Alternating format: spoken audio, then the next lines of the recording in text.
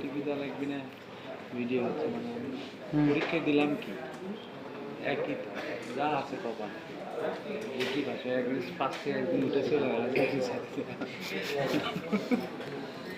উৎপলদা চলে গেছে না, চাকরি ছাড়লে কিসব? আল্লাহ জানে। আগেই ভয় কাছে তো ব্যাংকের চাকরি করবে আসে আগেই ভয় খাইছে।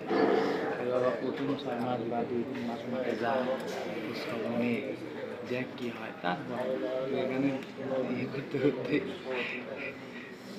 শেষ।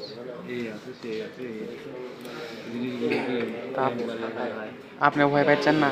হয়তো মনের মধ্যে একটু হালকা আছে, কোনো জায়গা প্রথমে আসলে অবশ্যই ভয় লাগে, যে কোনো জায়গা যে কোনো চাকরির ক্ষেত্রে।